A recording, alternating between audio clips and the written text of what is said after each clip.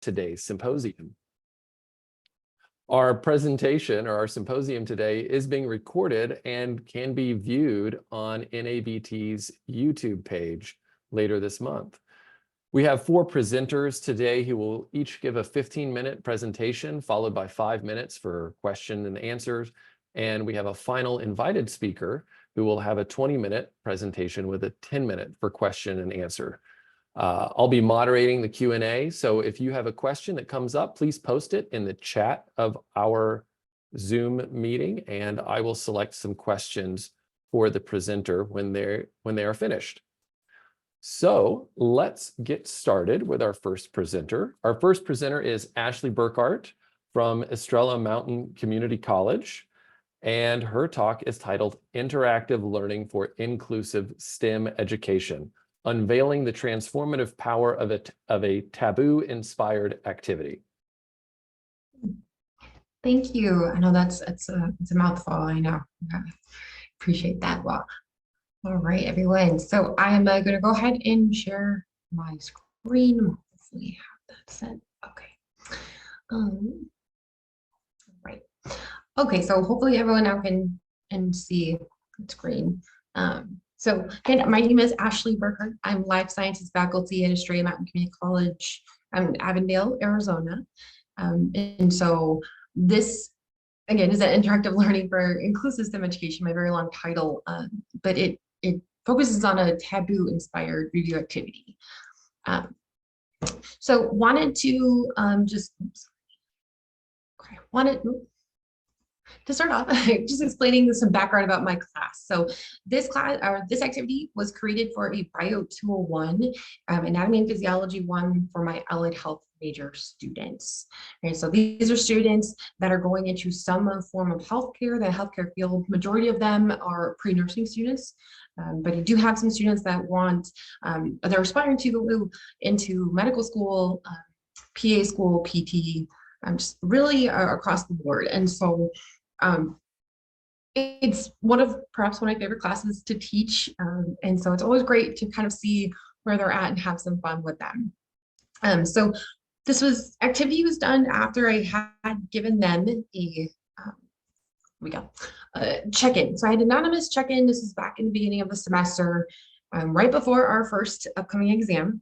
So I asked my students, right, how they were feeling about the exam. They had a study guide, right? They knew that they were talking about, they knew what they were supposed to be focusing on. It was relatively, I say, easy content, right? Orientation of the human body and histology. But I really just wanted to see where they were at. And first exams are always very scary. You don't know what to expect. You don't know how that instructor is going to ask questions. So I just wanted to see what they how they were feeling, what they were thinking. So here are some of their responses, and they're actually their responses. All right, so I allowed my students to, it was a Google form. So I said, give me just insert a GIF or a meme, right, or some words. So this is the first 2 responses I got. And again, I'm giving you just a very small piece. I have a class of 24 for this particular class. And so these were great. The student wrote underneath, I'm chilling. So I was like, I think that means you're good. And then it slowly started to kind of decrease. So they were still okay, but not as much of a great, like, a thumbs up as my student here. One student was like, it's fine, everything's okay. And then we have the opposite spectrum of Kermit the Frog, right? Just really freaking out, really unsure. But this last one, we can laugh about it now, I will say, but in the moment it was a little nerve-wracking. Wrote yikes, did this as yikes, and underneath wrote, we have an exam coming up. And so it was like, oh, okay. So again, we laugh about it now, it's funny now, but in the moment, it really just showed me that range of where my students are at, right? Where they're at, how they're feeling.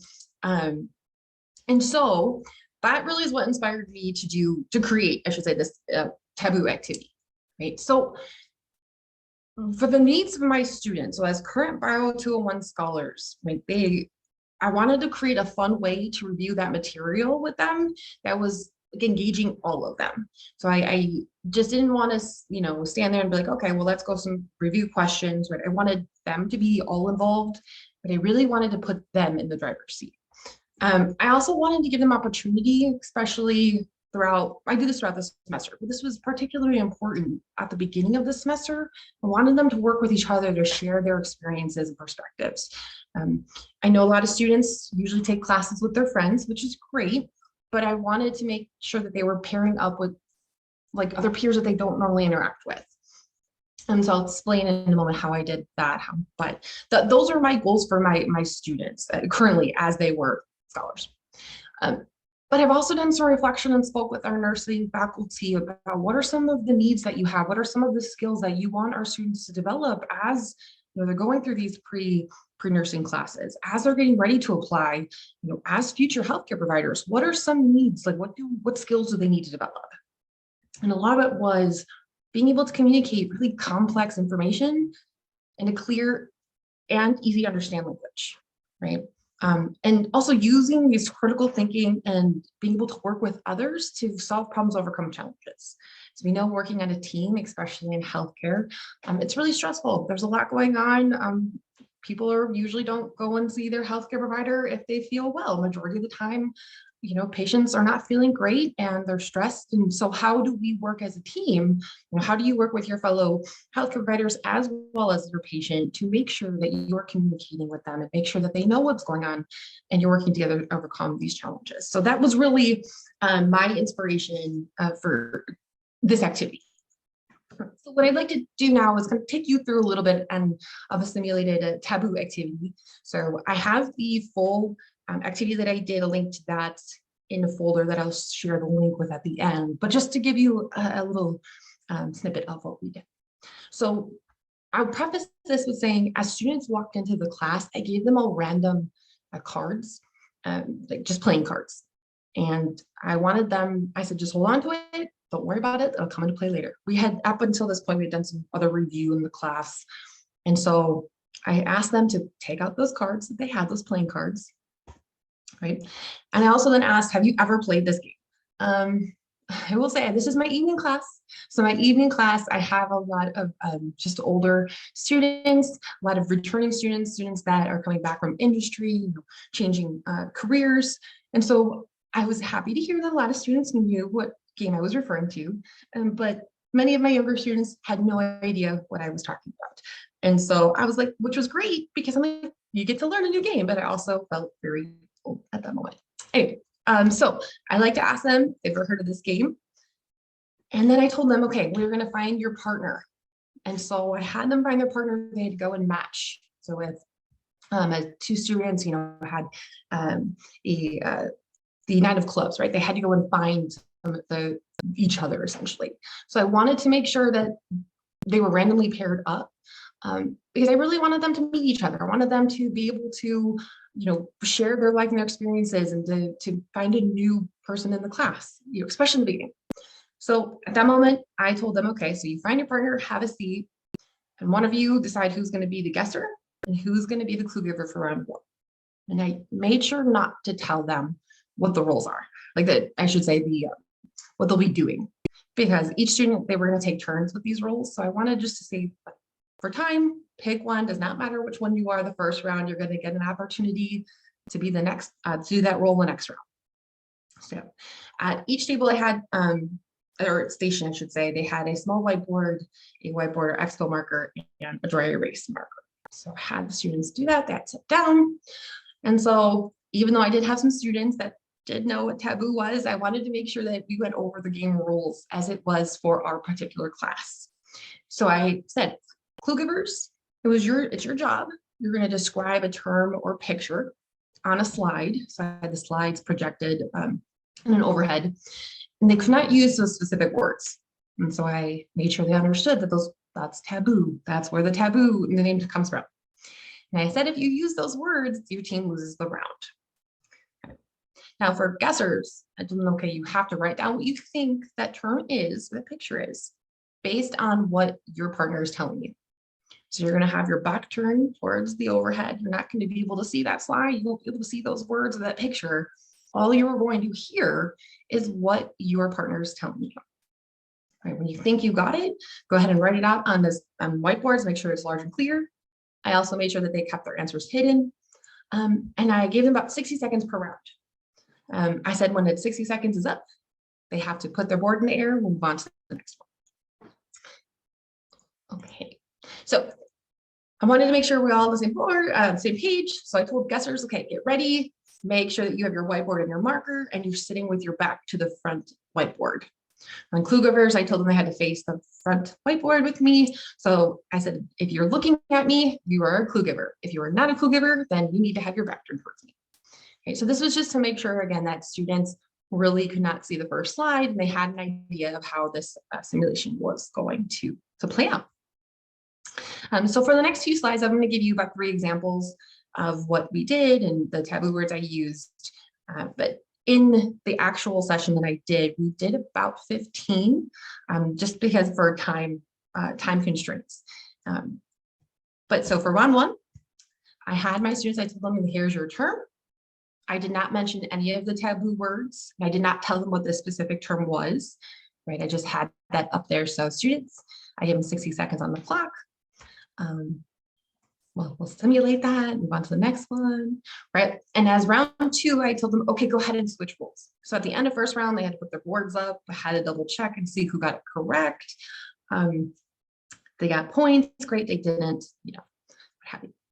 So now they had then to switch roles. And so for this next round, I asked them, okay, here's your term, here are your taboo words.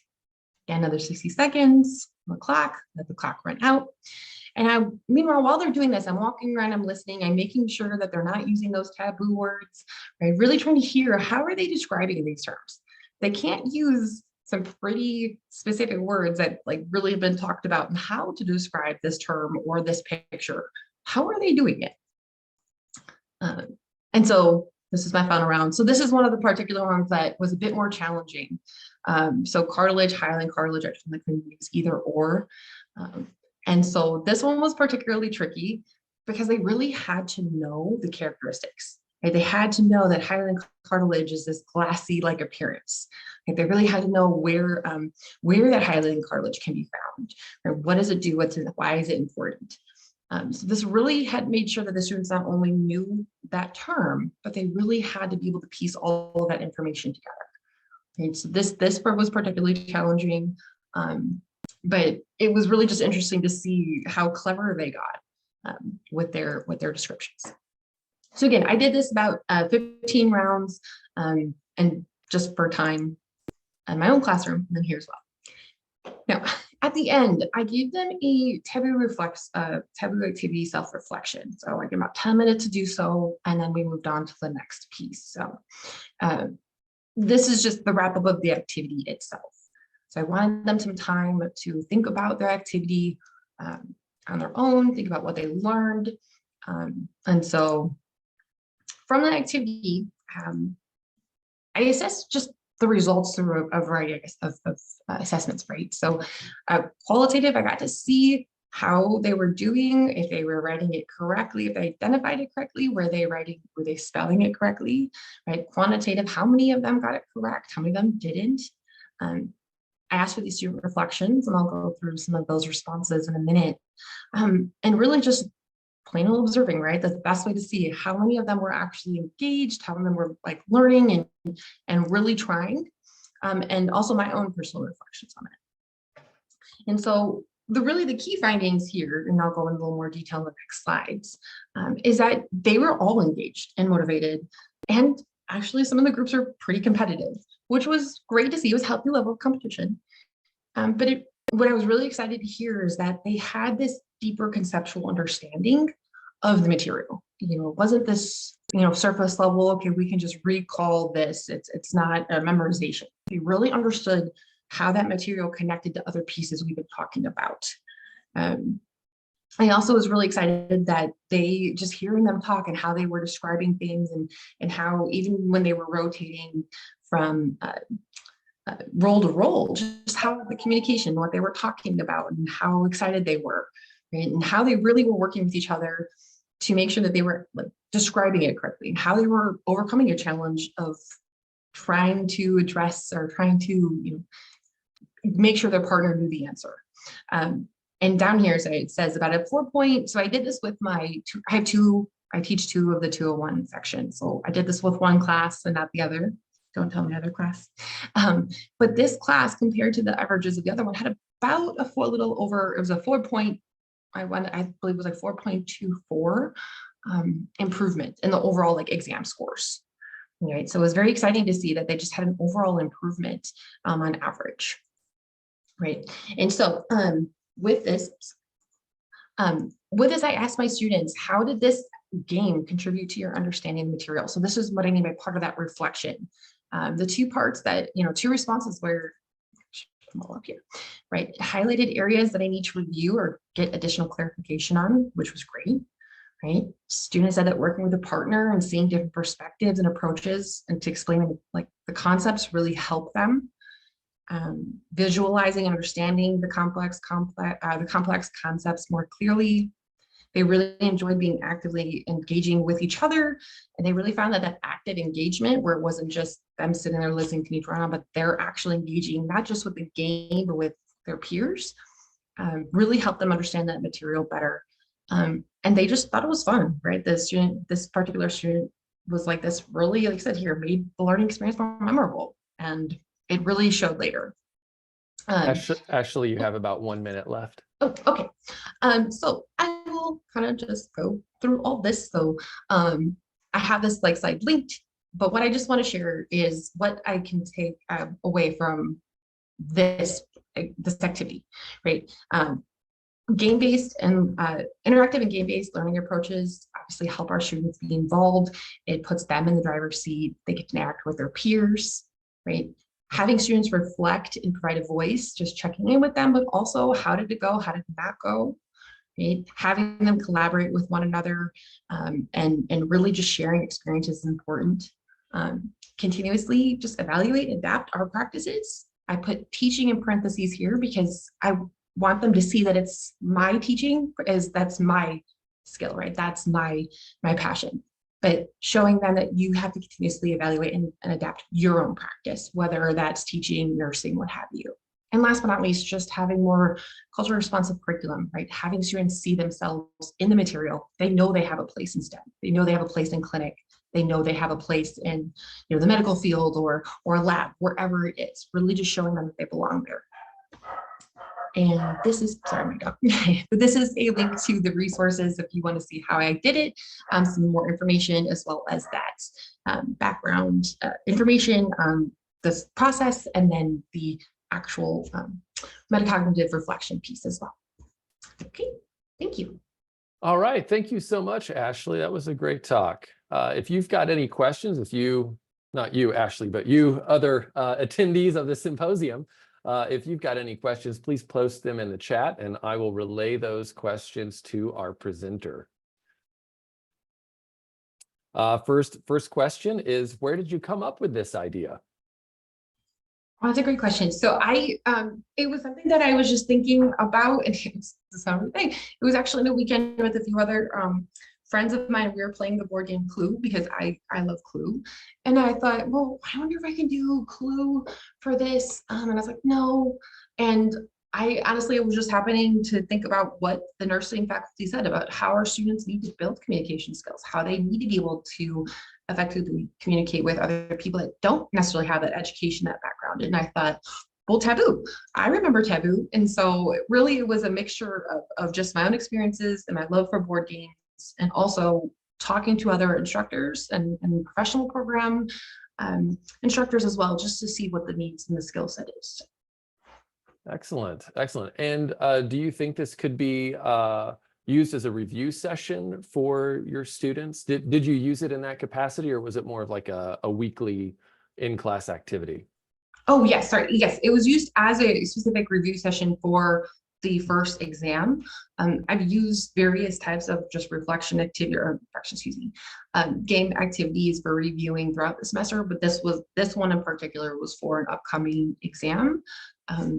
I've never really thought to do it for more of a weekly basis, but by just seeing how well it went and how the students were engaged and how it actually helped improve their skills, I would actually like to try that moving forward. So yeah.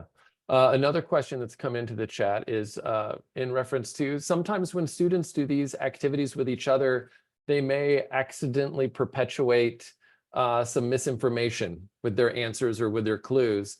And were you concerned about that happening, or did that happen? And if so, how did you prevent that from happening? That's a great question. I definitely was, because it was a review. And so I went absolutely quickly just with the presentation with the time, but in between each round, we talked about like what information did you provide your partner? How did you share your information? How were you trying to get them to answer the question? And I corrected in real time, or it was also, that's the importance of walking around and hearing what they're saying. I had a lot of students talking about it going one way. I'm like, you sure about that? Like, that's interesting. Where did you get the information? You know, or let's think about that again. So just kind of catching that more in real time, but also letting them, giving them the opportunity to reflect or discuss as a class after each round as well. All right, fantastic. All right, well, thank you so much, Ashley, and that was a great talk. And if you want more information about Ashley's presentation or more of resources from her, we do have that information posted on the NABT website. And for those of you who've recently joined us, this session is being recorded and it will be available on the NABT YouTube channel. So let's give Ashley another round of applause. Thank you so much. And we will hear from our next presenter, who is Sam Long from Denver Public Schools. And he will be giving a talk on a gender inclusive introductory genetics lesson. Good afternoon, everyone. My name's Sam Long. I've got a slide deck that I'll share with you. And I'll also put the link is up here to the slide deck. I want to share about gender inclusive change that I've made to an introductory genetics lesson that I've taught a lot, and I think a lot of us have taught. What I'm about to share is part of the work of me and two other trans-identified middle and high school biology teachers, part of a group called Gender Inclusive Biology. I myself am teaching biology to mostly the 9th graders in Denver Public Schools. All the time when I'm teaching science, students have questions about how this relates to how they understand their lives and families and society. They're wondering if it's natural to be gay. How can someone have two moms and no dad? Or if men are XY and women are XX, then what about trans people? How does all of this fit within the biology that we're teaching? And we have this huge opportunity to honor students' experiences and to allow them to see the way that science aligns with and is consistent with other experiences that they have about families, bodies, and reproduction. So our goal as the Gender Inclusive Biology Project has been to create and curate resources for educators to engage with students about diverse gender, sex, and sexuality in a way that's scientifically accurate and accessible to our students. The original lesson, the base language and concept that I modified here is this basic idea about human genetics. Normally, I would probably start a genetics unit by showing something about DNA and saying, well, a human has 23 pairs of chromosomes. Of each pair, one chromosome is inherited from your mom and the other is inherited from your dad. I even have diagrams that point out where we inherit these from and where the genes are on the chromosomes, how many pairs we have. And at one point as a teacher, I paused and I thought, well, this diagram is kind of sketch because that's not a mom, that's a chromosome, that's a piece of DNA. And not all of our students would say that this is true of them. We have a lot of students who, for one reason or another, the people that contributed chromosomes to them are not the people they call mom and dad. That might be because they are adopted or because they have same-sex parents or a parent who is transgender. It may be because they have a single parent And so I felt the need to think about what changes could be made. I wanted to teach this basic lesson in a way that resonated and heard all of my students. A lot of the diagrams that we have available in textbooks or in our materials, they're going to use these terms father and mother. In this case, again, they're saying this is the father. This is not the father. It's a cell with 46 chromosomes that may have come from who you call your father. But we would be teaching that meiosis makes these sex cells, and we would align the role of being a male or father with making the sperm, and being a female or mother, that's aligned with making the eggs or the ova.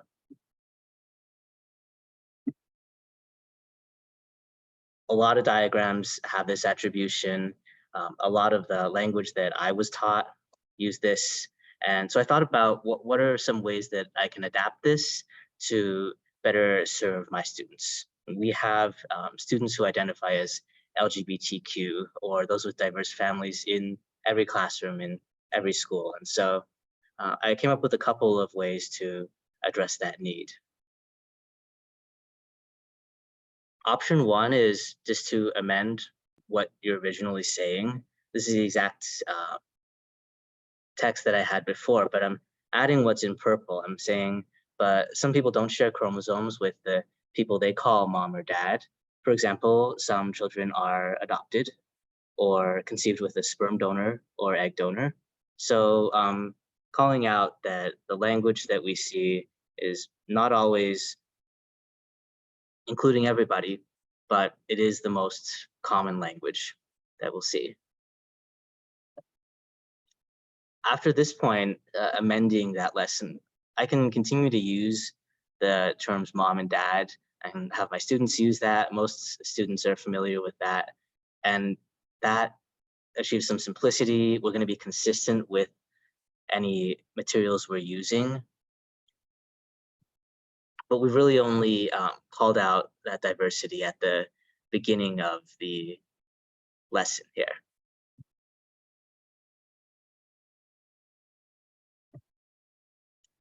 Another option we have is to pre-establish some inclusive language prior to teaching about these concepts in genetics.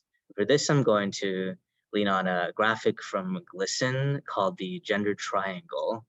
They've done this graphic where our gender identity, how we see ourselves as an individual, is in the middle, and then on the three corners of the triangle, we have three things that we put out into the world, things that are perceived by others.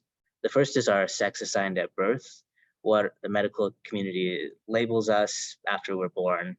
And that can be female, male, or in some cases, intersex. Not all people who have intersex traits are aware of this, and it's not always obvious at birth, but that is something that you can be classified as. Another thing we put out into the world is our gender expression, how we choose to display our gender through the way that we dress, the way that we talk and move. But that's also different from gender attribution, which is how we're perceived by others. This diagram lets us know that if we're talking about someone being male or female, we probably need to be more specific. Are we talking about their sex assigned at birth? Are we talking about their identity? Are we talking about some other aspect of how they're perceived? I might talk to students like this. I might say that our assigned sex of female or male usually determines the type of sex cell we make, egg or sperm. Our sex is separate from our gender identity. So even though genetics is not very related to gender, I'm calling out that we're talking about assigned sex in many cases in this genetics unit rather than gender. And then I'll go on to mention that someone who makes eggs may identify as a woman or a mother or a man or a father or another identity entirely. The making eggs doesn't affect somebody's gender identity. And now both sex cells hold the same number of chromosomes that will be passed down to offspring, but they differ in their size and quantity produced. So I'm pointing out what's in common between these sex cells, but they have different size and different quantity. I've pre-established here with students that sex is different from gender, assigned sex different from gender identity, and that the way that somebody identifies may be different from the sex cell that they produce. That makes using mother and father kind of not the best choice after this point, because if I'm talking about your mother, it's confusing. You don't know if I'm talking about your mother in a legal sense, your mother that you consider your mother in a social sense, or the person that made the eggs that became you. So we have a couple of choices on how to replace this language if we want to be more precise with when we're talking about inheritance.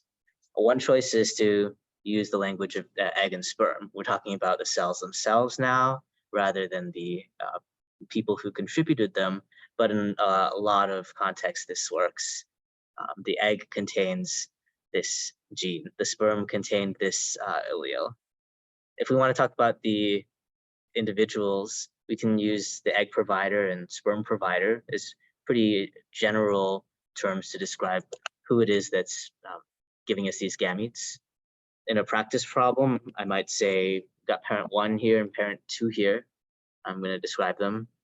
And this is often what I give if I'm giving a very generic graphic organizer for a student that might need that support when they're asked to, say, make a Punnett square. Another option is to replace mother and father with the student's choice. Students, once we've pre-established this language, they may have a sense of what language is needed going forward to talk about genetics. My colleague on the project, Lewis, will sometimes have middle schoolers come up with a language, and each class has come up with something different. One class that he remembers called them storks, the two people that provide, that bring the baby, the storks. That's the people that create the sperm and the egg. And in another class, he remembers them coming up with BLT, short for biological life transmitter. So this is a way to get students thinking a little more carefully about language in advance of what they're about to learn. A poster like this one from the Gaby Baby Project also serves as a good reminder that there's more than one way to make a family, and that our social and legal concept of family may be different from our biological concept of family.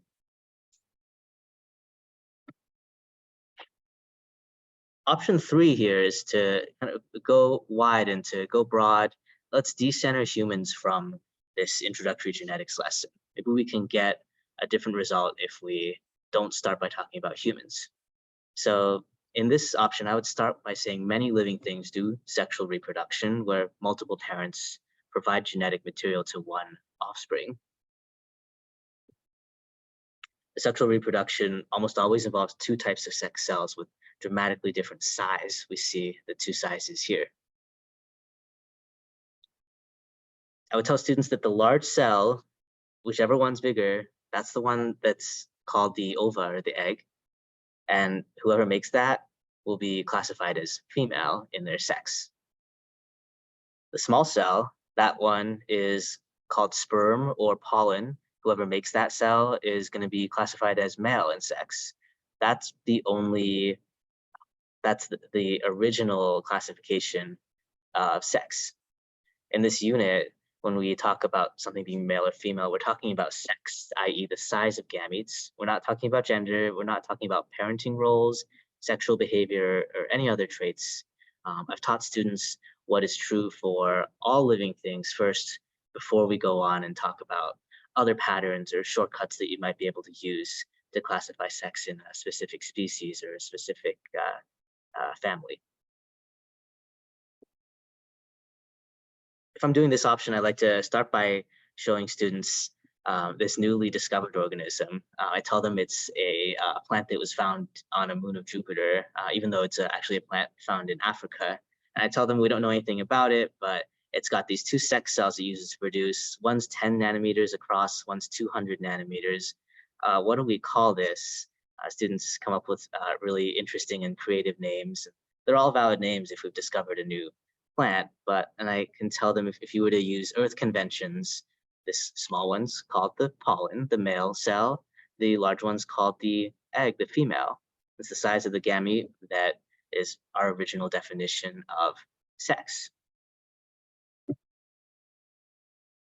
So I've introduced this size difference at first with this organic need to name it before I kind of drop the bomb that the male and female are the canonical names. It gives us an opportunity to discuss what if somebody is showing traits of both sexes, perhaps making both kinds of cells. We would call this intersex in humans. We would call this hermaphrodite in animals, though that would be not appropriate for humans. And oddly, in plants, this can be called bisexual. Sam, you have about a minute left. Thank you. A lot of the changes that I've made here just involve replacing the familiar language with more precise language that fits the needs of the lesson. I have a couple more examples here that if you'll fall into the same vein of replacing language of men and women with something that better fits precisely what I'm trying to teach. I hope you'll be able to use these ideas and think about when are you discussing gender and sex in your lessons, perhaps about genetics or something else, and what's really the most precise, most inclusive language that you can use to present that to your students and to get your students used to using language that includes as many people as possible.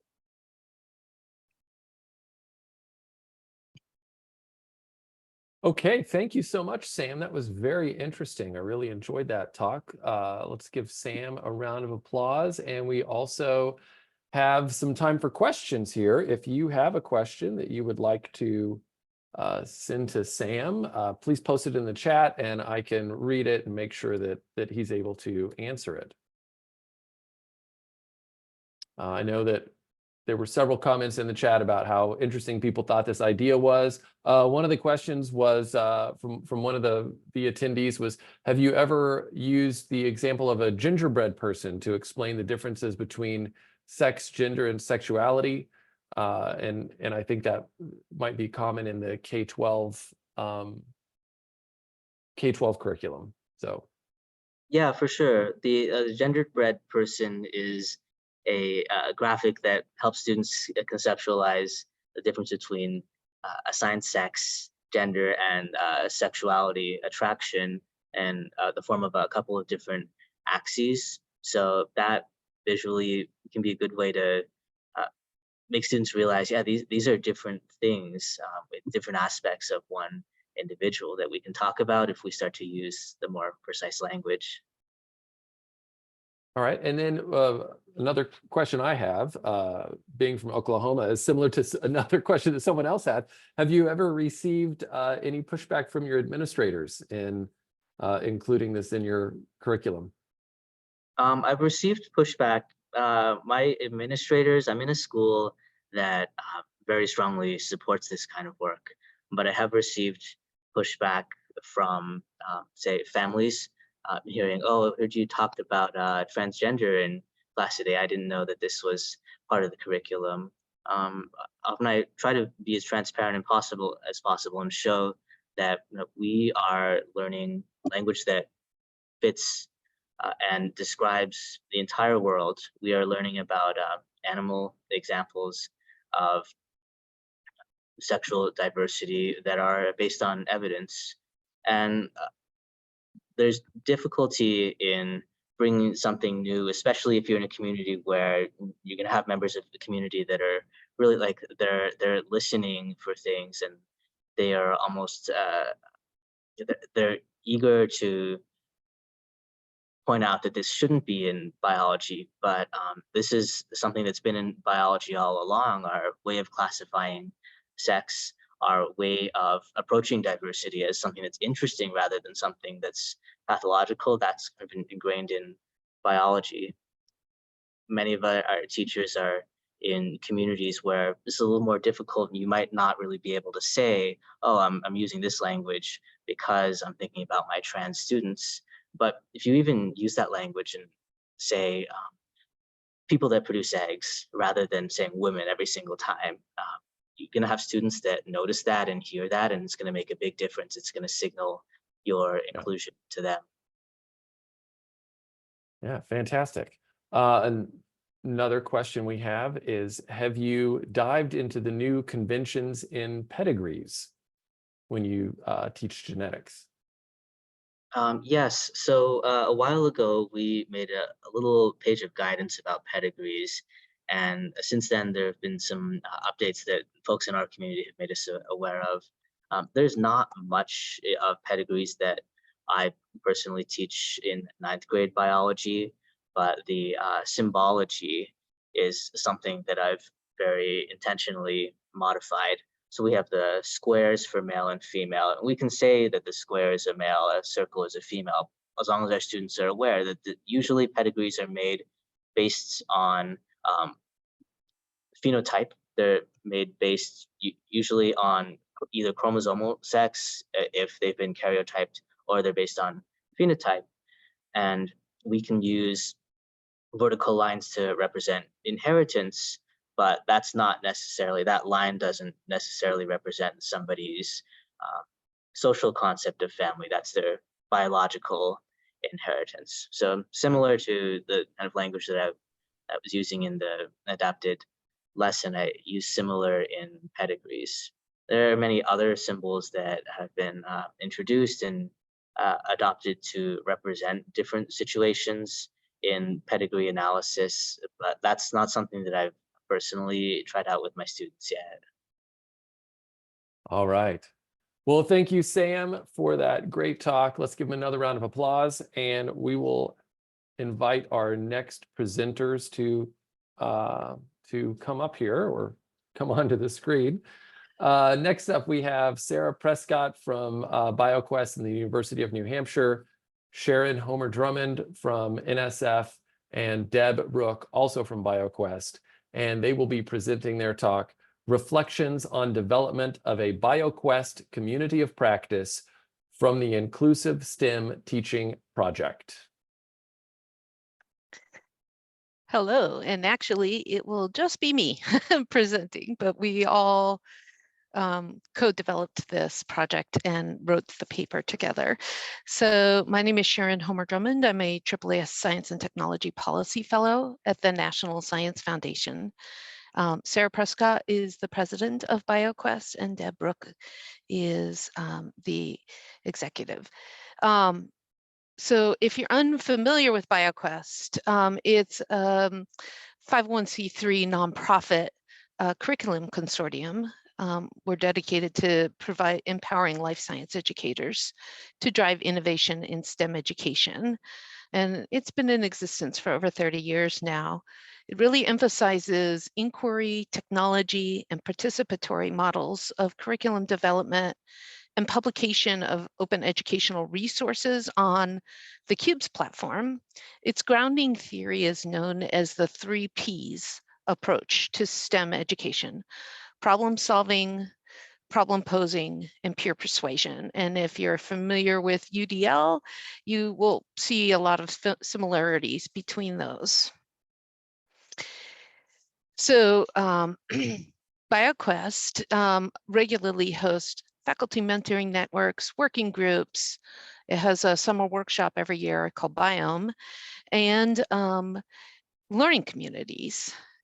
And so Sarah, Deb, and I became facilitators for the Inclusive STEM Teaching Project, hosting a virtual learning community to support participants through our CUBES platform.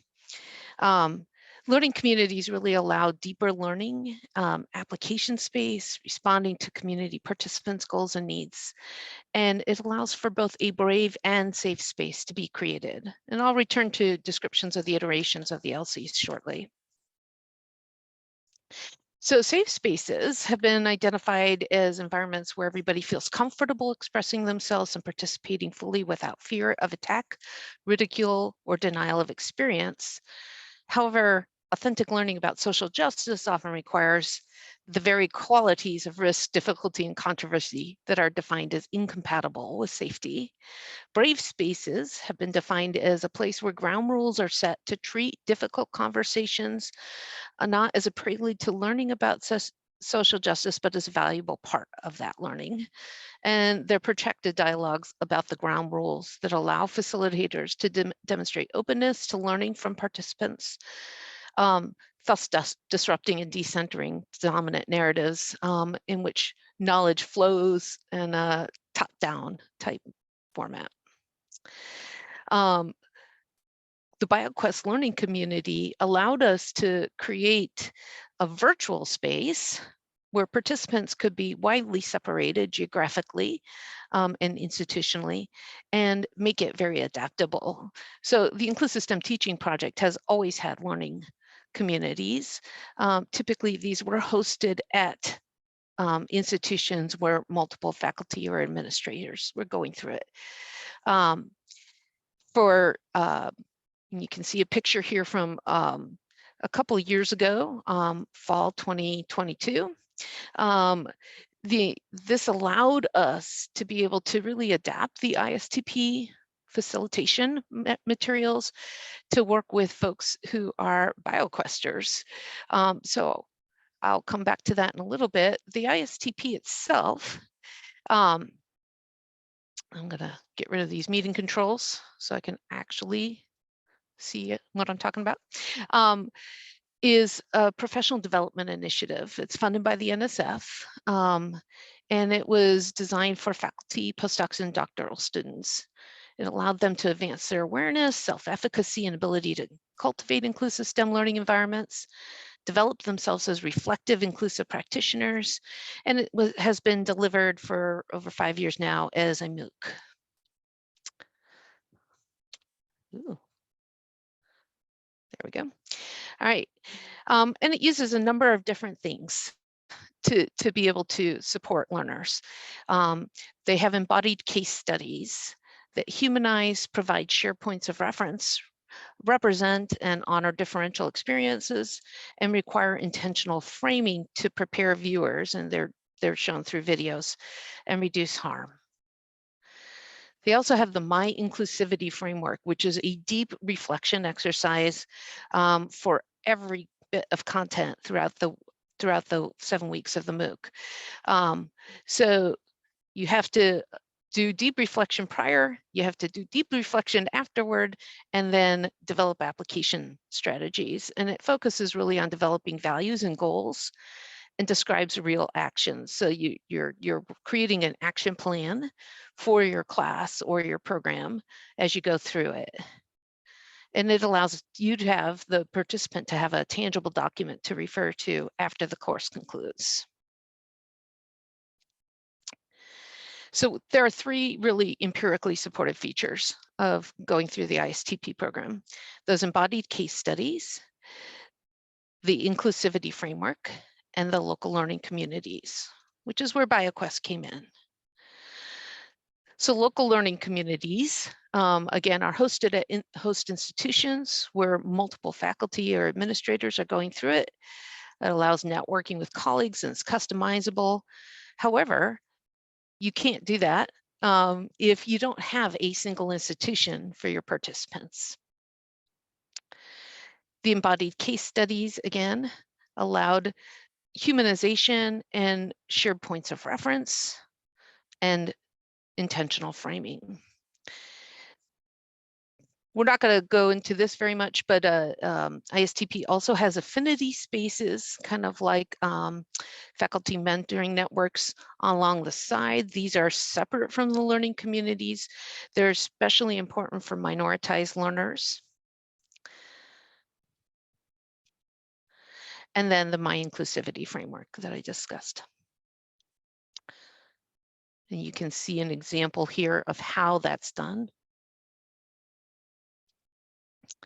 So in fall 2019 through fall 2022, Various members of BioQuest or people who are regular BioQuesters like myself completed the MOOC and the facilitator training. Fall 2022 was the first time that BioQuest was selected to host a learning community, and it's one of the 3 virtual LC hosts. And we drew our participants from the 2022 summer workshop, Biome 2022.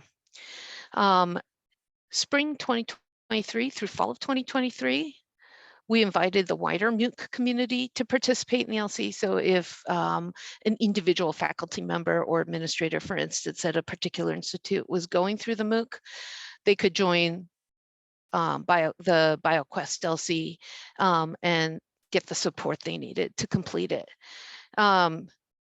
During that fall 2023, multiple participants from throughout our year and a half at that point of running this requested that we form a community of practice for the spring so that they could continue to work on their action plans and developing projects within their courses. So that's what we just concluded this spring. We nicknamed ourselves BioQuest Doing. So it was invitations were sent out to all prior LC participants to build on the learning that they had then. And it was expanded to a full term. So normally this is done in an intensive 5+ weeks, so 6 to 7 weeks, where you meet bi-weekly. That is a very intensive schedule. Most of the participants are educators. They are at teaching and learning institutes, primarily undergraduate institutes. And this allowed folks to take a little bit more time. We went all semester long. We just concluded this last Friday to really dive deep. For the learning community structure, when we were running it just as a learning community, we facilitated discussion of current course current course members, so people who were in the MOOC at the same time were in the learning community. It allowed them to dig deeper into the course content, connect learners to others within that community, and contextualize their applications. As facilitators, we went through the training by S2P using their facilitation manual, which again, you can customize. And we really were very interested in creating a completely judgment-free zone and providing support for individual goals. Usually we had 8 to 12 participants and we met bi-weekly online. This allowed asynchronous discussion and information on the CUBES platform in between the meetings, and it allowed folks to be able to communicate throughout the time. This spring, we formed that community of practice. It was driven by the participants. We did not use anything from the facilitation manual this time. We wanted people who had asked us to create this to have a supportive community where they could continue to work on their inclusive teaching work. This was particularly important because, as we all know, over the last year, there have been a lot of rapidly changing environments within particular states. A lot of our members come from those states, and they have often felt very isolated. And it allowed them to have ways to continue whatever they were working on. So the 4 major things that community decided to do this semester was build a bank of resources and programs that support innovative inclusive teaching practices, build on UDL principles, rewrite their syllabi, and this project, which I'll talk a little bit more about in a moment, provide a cross-institutional shared project of posters and research projects by students, highlighting diverse scientists, and it is being done in conjunction with the work of the Scientist Spotlights Initiative. So results for us were the majority of people who remained active within the LCs completed the MOOC all the way through. Many of us had not been able to get through it in prior iterations because, again, it's fast, it's intensive, and we're busy as teachers. It allowed a lot of good self-assessment. LC participants reported themselves as being more reflective, inclusive STEM educators. They reported themselves as enjoying the coursework and difficult reflection exercises more, despite that intense pace. And they created learning outcomes geared toward inclusive learning spaces. The faculty and administrators that we have met over the years who have participated in the learning communities have continued to collaborate and support each other even apart from BioQuest. And historically underserved students were reportedly more comfortable talking and self-identifying and being able to develop STEM identities. Challenges, of course, were that fast-paced MOOC structure. So while the majority of those who remained active in the LC did complete the MOOC, most of our initial participants in any one semester didn't remain active in the LC, just because it was just too much. The second challenge is that the ISTP program is just now doing their data analysis. Their grant expires in a week, I believe, and so they're analyzing 5 years of work. So we don't have a lot of good information or data yet. And again, the whole reason we've continued to do this is that a lot of our faculty who've been participating in this and administrators are in hostile environments at this point. Many of them are isolated, they're in unsupportive environments. They may be the only person in their whole school or college or university who's interested in this. So we're trying to find ways to continue to help them build work. We're trying to find ways to help them cope with a changing legal landscape. Major implications coming out of this semester, again, we had the interinstitutional project, which has started. So their students are choosing scientists with whom they identify to research and present. This really reflects those 3 Ps approach of posing and solving problems, doing peer persuasion, and it really allows students to create their own sense of belonging and identity. For the faculty are providing students with tools, professional development support. We're even creating space within CUBE so that they can publish those posters and presentations, and the students then get co-authorship credit.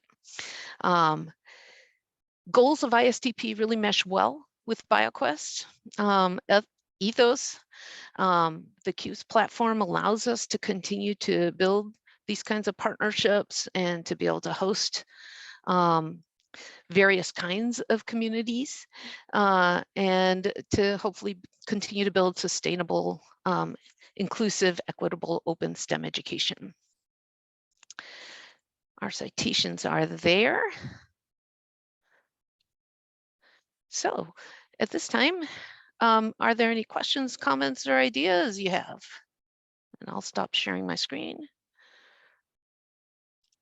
All right, thank you, Sharon. Let's give Sharon a round of applause. And if you have a question that you would like to ask, please post it in our chat.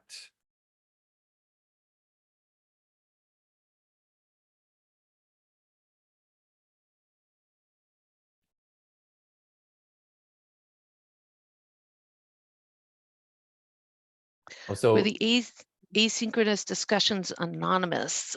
They were not. Nope.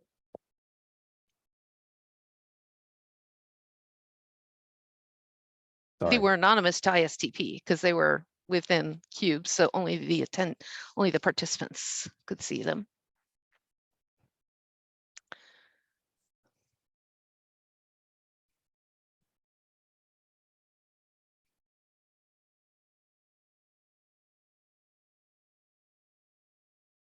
We have it. Yes. So joining CUBES is free. I'll put a link in the chat in a few moments when my camera's off. And BioQuest is free, and any of our resources are free. So the open educational resources, you can access any of them.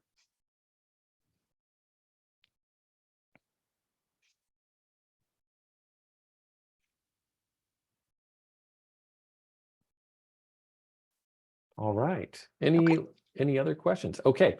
Thank you very much, Sharon. Let's give her one more round of applause, and we will bring up our next group of presenters. We have Elizabeth de los Santos from the University of Nevada, Reno, Kathleen Steinen from Washoe County School District, and Sylvia Scoggin from the Washoe County School District. They'll be giving a talk about using carbon time for inclusive teaching in high school biology. Great, thank you so much. So we are so glad to be here. I'm Elizabeth De Los Santos, and my two co-presenters today are Kathy and Sylvia. Okay, so Sylvia's going to start us off by talking about the context of the study. Hello. Thank you for being here. So the context, it began with a research practice partnership between our school district and our local university.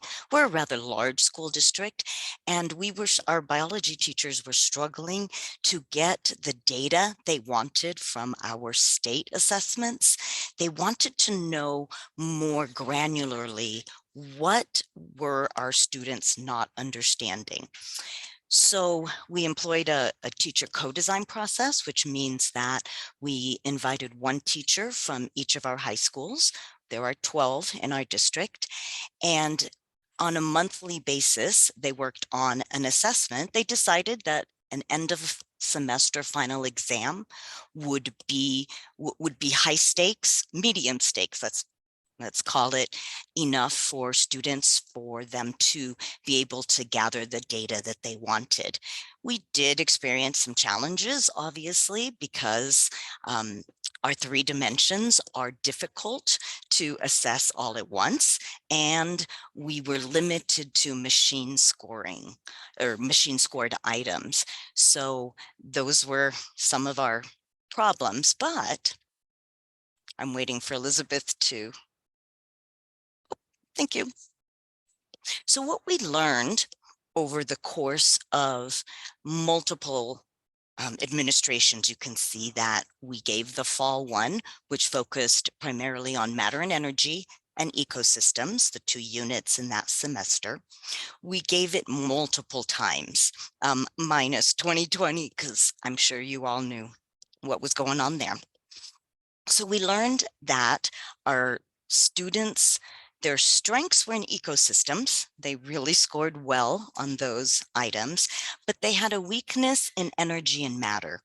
And that weakness, first of all, I think it is a nationwide weakness, that understanding to the level that we would like them to understand. And we were able to interview students and teachers and really dive into listening to them to understand it was far deeper than just a missed multiple choice or multiple select item. So we needed a plan of action, we needed some intervention, and we identified Carbon Time, an NGSS aligned curriculum that focuses particularly on matter and energy. You can tell by the carbon, but it included our science practices and it really put those forward. It was phenomenon based and promoted student discourse. I was trying to also tell you that we did not have a common set of materials across our district. And so by selecting this and presenting it to teachers, we were essentially giving them the resources, particularly phenomenon-based, right? And that promoted the discourse and the practices, things that we were trying to put into our district. And part of that learning that teachers did while they were writing assessment items was about the standards. And so we felt that this was a really good time to introduce this NGSS aligned curriculum. So in August of 2022, Elizabeth and I offered this 15-hour PD course to address, right, to teach teachers about how Carbon Time could address these learning weaknesses that our students had in energy and matter.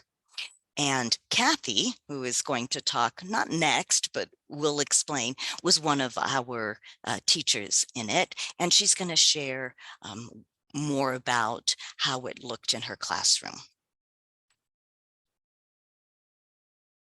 Thank you, Celia. So now I'm going to talk a little bit more about, well, what is carbon time? It's been around for a little bit. We've presented it at several different conferences, National Science Teachers Association, research conferences. At one time, Seattle Public Schools adopted it for their high school biology classrooms. But if you haven't heard of it, it's a research-based curriculum that was developed by science education researchers at Michigan State University. I encountered it when I was a graduate student there, working on my doctoral degree, and I'm doing some research with carbon time. It has 6 units focused on carbon transforming processes such as photosynthesis and cellular respiration. You can see the entire curriculum there on that the web address at the bottom, or you can find carbon time simply by doing a search. It's usually one of the first things that comes up. So for the high school biology classrooms, we focused on 3 of the units, systems and scale, plants, and animals. And in this presentation, we don't have time to explain everything you would want to know or need to know about the curriculum, but we're just going to highlight some of the key points so that you understand enough about what it looks like in a high school biology classroom. So this is a very, very simplified instructional model from Carbon Time. And in this triangle, what you can see is that at the very bottom, we have observations, and that's kind of the biggest part of the triangle, because when we are looking at the natural world, we can make many, many, many observations. So probably, an unlimited number of observations about the natural world. But then when we start to try to make sense of those observations and look for patterns, we might notice that there are far fewer patterns. What's that? So Okay. there might be some patterns that help explain those observations. And then when we think about what scientific models we have or develop that explains those patterns, we find that there are very few models that we have in science. So for example, in the Carbon Time curriculum, the model here would be atomic molecular theory. And so in using this triangle, there's 2 pieces here. So on the left-hand side, what we call going up the triangle with the orange arrow, this would be an inquiry sequence in the instructional model. So here you can see that students would start by observing phenomena around them or that the teacher presents in the classroom. They would then look for some patterns, use atomic molecular theory to make sense of those patterns. And then on the right-hand side, going down the triangle, using the green arrow is what we would call the application side, which means that once students have an understanding of one phenomenon, and using atomic molecular theory, they could then make some predictions or apply that learning to new phenomenon or to related phenomena. So basically in the 6 units, the students go through this model each time, but with a different focus.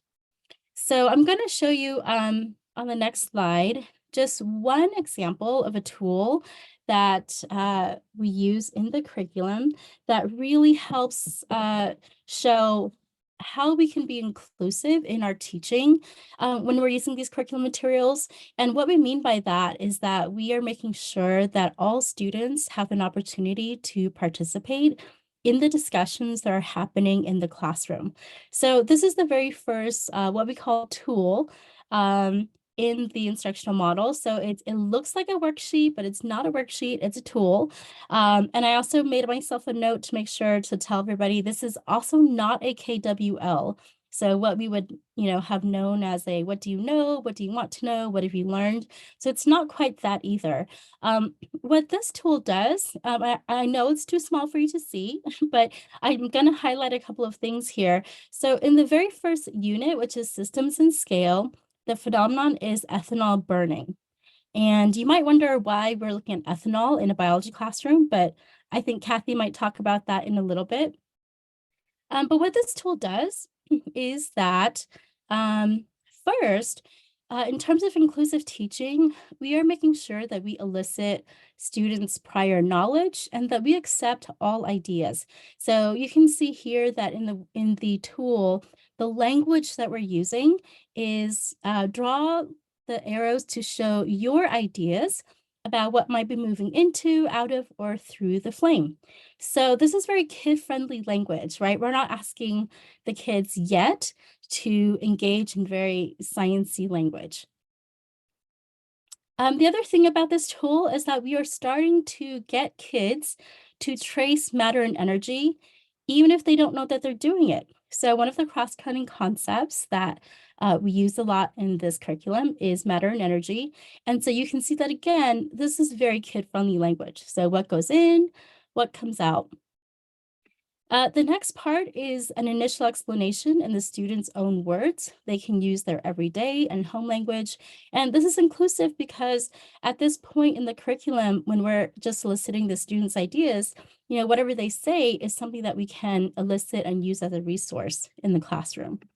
And then finally, we also want to make sure we give kids opportunities to wonder and ask questions. That's what science class is all about, right? Asking questions.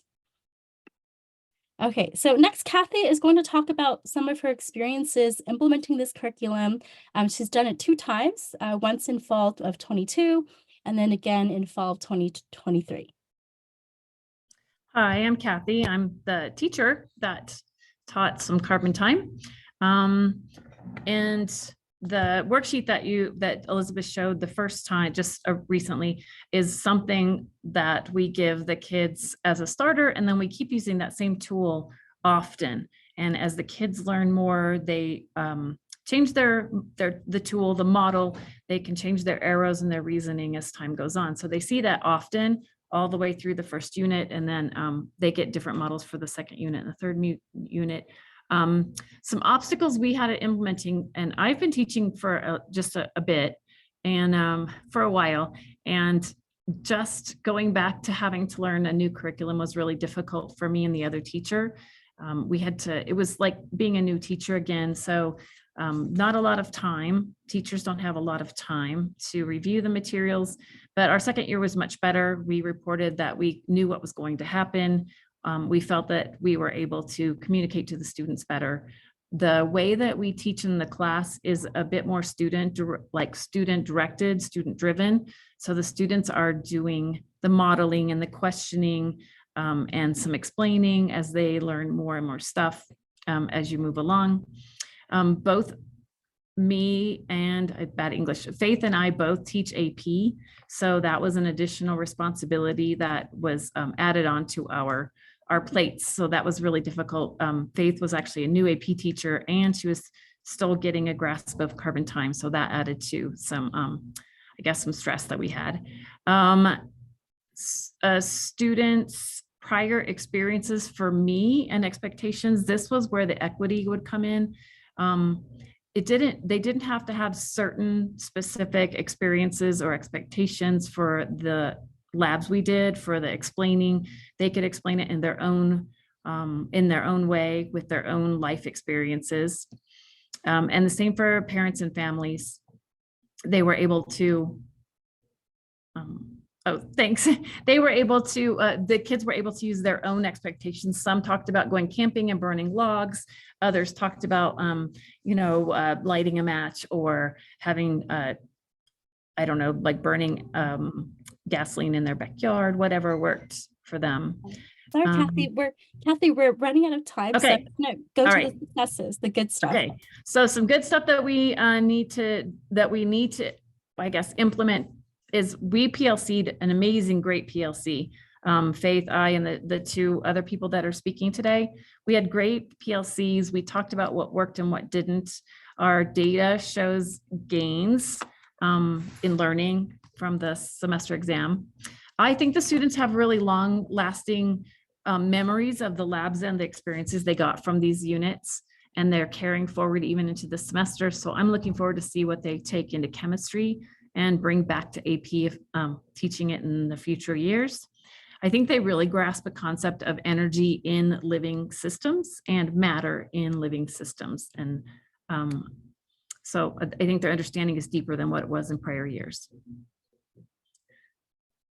And then there's some examples of the kids at the very end. They took a very big comprehensive test.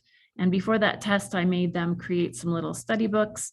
And so they had to show me where the matter was going, where the energy was going, where it went in, where it came out, how it was used. So you can kind of see their kind of kid-friendly stuff showing like poop, how plants stored energy, and then where the energy went. So there was extra cards for this one. I think it's on the next one.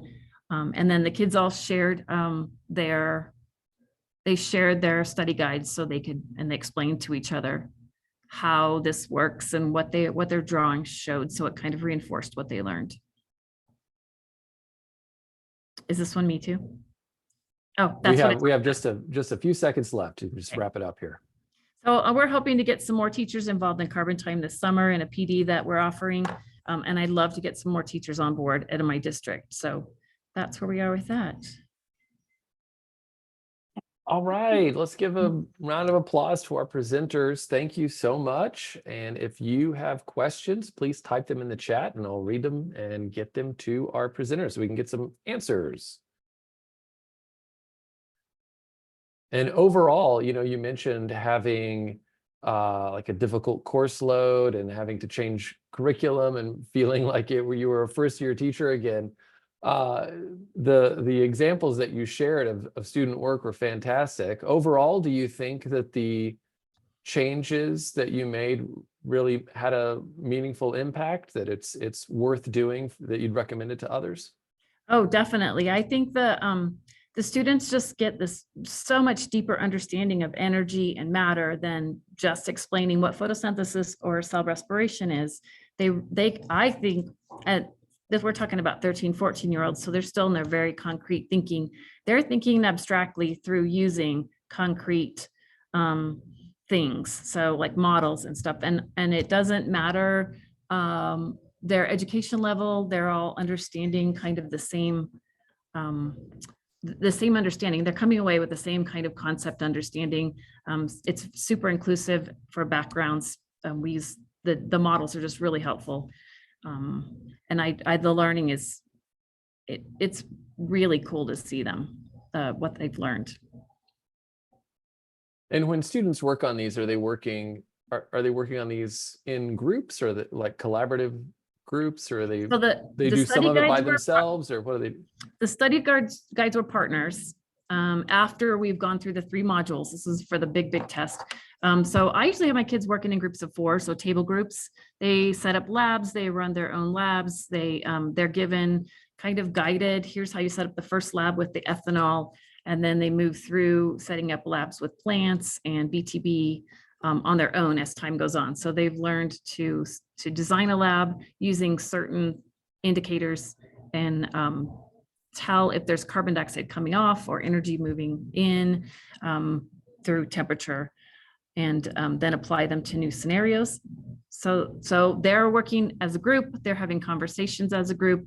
Their only individual work is mostly the exams after they've done all of that group work.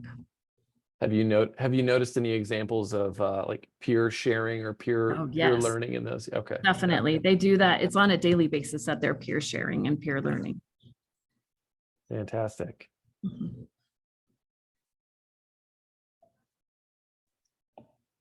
All right. Well, thank you so much for your talk and presentation. Let's have another round of applause here. And for those of you that are viewing the symposium and would like to see these talks again, they will be posted on NABT's webpage within the next week or so. All right. So we will move on to our invited speaker, Sarah Brownell. Sarah Brownell is a President's Professor at Arizona State University, where she focuses on biology education, how students learn, and how educators can develop more inclusive ways of teaching. She is highly regarded and well respected by her peers and students, and she has won several prestigious awards for her teaching and research. We are very happy to have her with us here today, where she will present her talk, Disclosure Decisions, Exploring the Concealable, Stigmatized Identity of Science Instructors. Please help me welcome Sarah Brownell. Hi, everyone. Can you see my slides okay? Taryn? Yes, we can, or I can. Great. Okay, well, thank you all for hanging in until the end. I'm going to actually make you participate a little bit because one, you've been listening to a lot, and we know based on education research that just passive listening is not the most effective way to try to take things away. So hopefully, if you're doing some laps around your house right now, you can actually sit next to your computer to do some typing. So I basically today I'm going to talk about a new study that we just got published a couple of weeks ago called Disclosure Decisions, Exploring the Concealable, Stigmatized Identities of Science Instructors. So role models and representation in science have been shown for many years to be really important, but most of this work has been focused on gender and race. So prior literature shows that having the same gender instructor improves women's level of scientific confidence. People who are excluded based on race and ethnicity that have an instructor of the same race have been shown to persist more in the major, and role models of both gender and race can improve self-efficacy. But there's a ton about who instructors are that we can't see by just looking at the person. So instructors hold many identities that are concealable or invisible, and some of these are stigmatized. And so social psychology literature talks about this as concealable, stigmatized identities. And there's some kind of identity that holds some kind of negative stereotype or negative kind of connotation associated with it. And so then people with this identity basically have to choose, do I reveal this stigmatized potential part of myself? And so just some handful of concealable, stigmatized identities, and this is certainly not meant to be an exhaustive list, but it could be LGBTQ, trans, non-binary, having anxiety, having particular religious affiliations, being a first generation to college student, et cetera. And hopefully you can be thinking about kind of some of your own sets of identities that are concealable. And certainly there are things that are not stigmatized, right? So maybe you have a dog, right? Or maybe your favorite hobby is hiking. So those probably aren't generally stigmatized, but they're still concealable. But then you can also think about other aspects of yourself that could be potentially stigmatized. And so when we've interviewed students with these identities, and we've asked them, all right, do you have instructors that have these identities, and how would that make you feel? We heard some pretty striking responses. So students with depression said, having someone else who is a scientist with depression tell me, hey, I am successful and I still suffer from depression, would show me that you can succeed even with this extremely difficult thing weighing you down. But when we asked students in research labs, do you know of any scientists that have depression? They basically were like, no, I don't know of anyone. Students who identify as trans or non-binary said, I think I would feel more comfortable in a class where an instructor identified as queer because I can relate to them on a different level. I think that if I think a professor might be queer, that I can also feel seen as a queer person. And again, when we did the study of LGBTQ students, including trans and non-binary students, most of them, all of them actually had never had a science instructor reveal their LGBTQ identity, and few of them had had any instructor reveal these identities in the college science classroom. For religious affiliation, a student said, one of my professors a couple semesters ago was Jewish, and she put on the syllabus that we're not going to have class on certain days because she was observing religious holidays. And I felt much more comfortable telling her that I wouldn't be in class one day because it was over Easter. And this, I think, is a really important finding to highlight that it doesn't even necessarily have to be the same religious identity, just revealing that you're religious in a context in science where often we think of science as more secular. That was enough for them to feel more comfortable. And for LGBTQ students, a student said, I think I would feel more comfortable in a class if an instructor identified as asexual, because it would be nice to know that someone feels the same way I do, which right now would be very rare. So all of this got us thinking about the potential for instructors to be role models. And when we went to the literature, we realized that basically we have no idea what instructors have these particular identities. The National Science Foundation collects collects information about scientists' gender on a binary, so just male, female, and so not even gender, sex. Then they collect data on race, ethnicity, and then they collect data on disability status, although the question for their disability status is also a little odd. But for a lot of these other identities, we don't really have any information at all. So we decided to go out and try to figure this out. So our first question was really, to what extent do science instructors have these concealable stigmatized identities? And then we were interested in, how does this compare to undergrads? What percentage of undergrads have these identities? Because again, these are data that we don't have. Are there differences between instructors and students? And how does this actually affect students in terms of instructors actually revealing these identities or concealing these identities? So the way we did this is we basically developed a survey where we asked a bunch of demographic questions. Are you a member of the LGBTQ community? With closed-ended answers. We asked questions about gender, including a non-binary option. We asked questions about whether someone was a community college transfer student, right? A lot of different demographic questions. And then with every identity that could be kind of potentially concealable, stigmatized identity, we asked, do you reveal this identity to undergrads in your classes? And we actually asked them, do you reveal it to some undergrads, like in office hours or one-on-one? And then we also asked them, do they reveal to all their students? And for today's presentation, I'm just going to focus on all the students just for the sake of time. So we wanted to do this in a way that was as least skewed as possible, right? If we send it out to listservs for LGBTQ individuals, we figured that we'd get a very different type of LGBTQ instructor than someone who maybe is a little bit less comfortable being out, maybe is not on one of those listservs, et cetera. And so we were trying to kind of rack our brain with how to actually do this. We didn't want to go through a listserv like NABT, because those might be people who are already thinking more about undergraduate education, coming to like an inclusive teaching seminar, et cetera. So the way we decided to do this was we had two very heroic undergraduates who looked up email addresses for every single science faculty member at a research intensive institution in the country. That's 55,000 people. We used some kind of email scrapping software to be able to do this. And then we went in and actually individually kind of identified. So we had the name of these folks and their email address. And then we sent out personalized emails through a mail merge process to basically ask folks, without saying, hey, are you LGBTQ? Do this survey. We instead said, hey, we have this survey. We're interested in improving undergraduate education. Would you be willing to fill out the survey? So there may be some skew still in that some people just completely ignore any kind of survey, but at least this way we weren't skewing it towards any particular identity. We ended up with about 2,000 folks who responded. And at first glance, you might say, well, that's not that many if you look at a response rate of 55,000. But if you think about our average faculty member in science, we are pretty excited that 2,000 people were still willing to complete this survey. And we define science as biology, physics, chemistry, and geosciences, so the natural sciences. We were interested in identities that had some kind of evidence of being stereotyped, stigmatized, biased, and underserved in the United States, and that were primarily concealable, right? So maybe not all individuals with this identity would think that it was concealable, and if so, they actually said that it wasn't concealable, and we put them always in the reveal category. But most folks with that identity could say that they could actually conceal it if they want. So the ones we chose were LGBTQ identities, transgender, non-gender conforming identities, disability, specifically mental health, including depression and anxiety, things about people's undergraduate experience, including whether they were a community college transfer student, first-generation college student, growing up in a low-income household and struggling academically, and whether they struggled with some kind of addiction.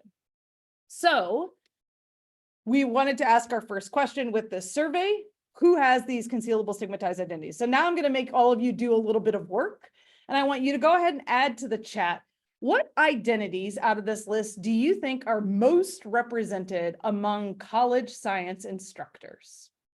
So go ahead and add your ideas to the chat.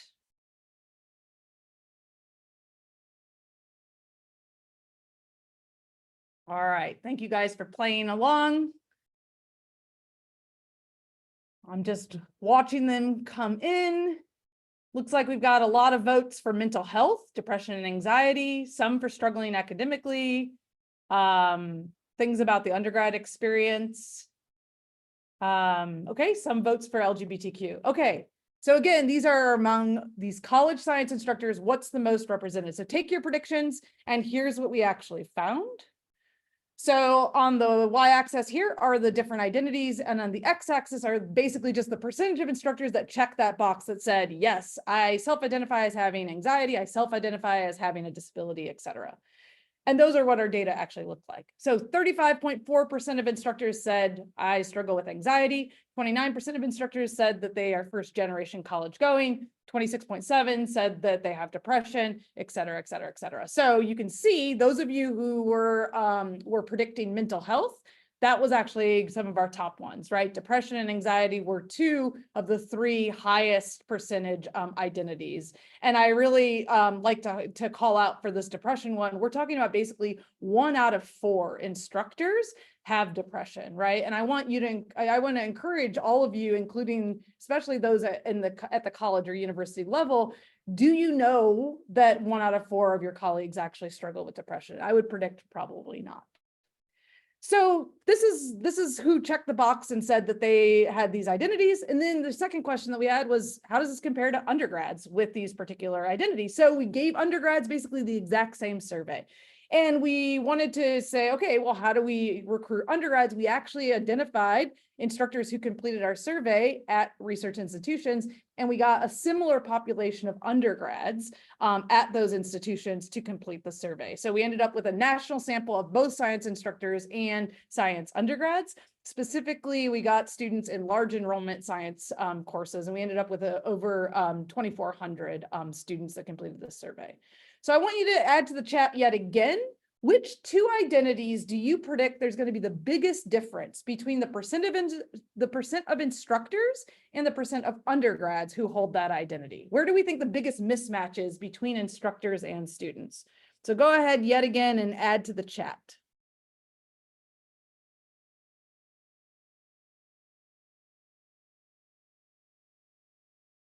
Okay, it looks like we got some votes for LGBTQ and transgender. We've got some votes for community college transfer students struggling academically. Okay, those are great ideas. So take your predictions, and what did we actually find?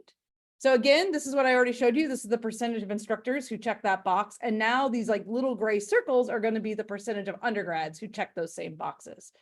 And what you can see overall, not for every identity, but for most, more undergrads than instructors report these concealable stigmatized identities. And this is the first time that we have a data set that looks like this for these concealable stigmatized identities.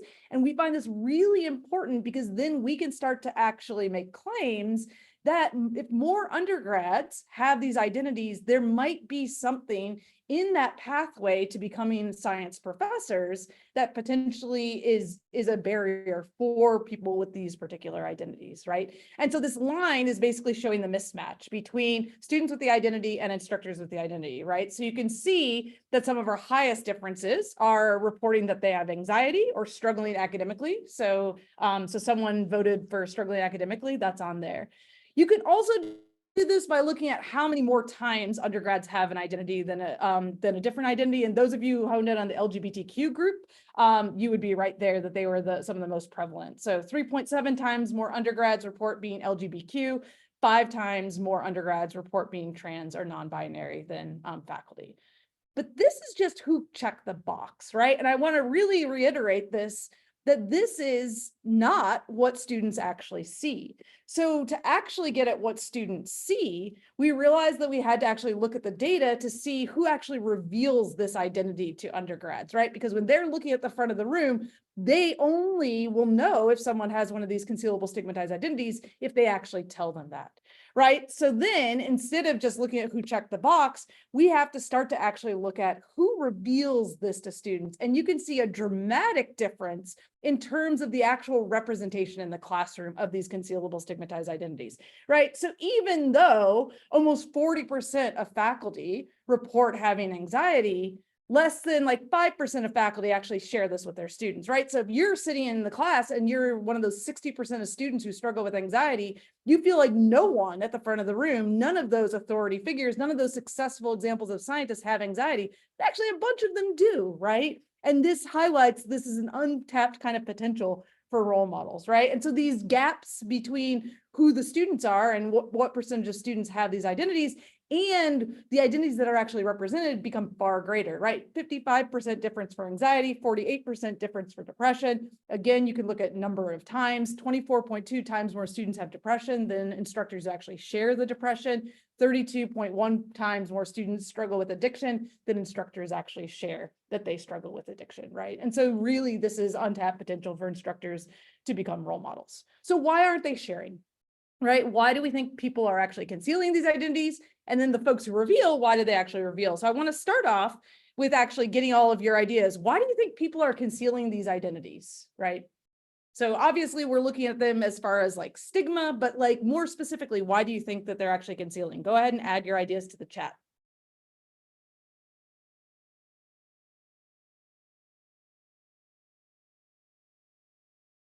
Okay, we got some great ideas coming in.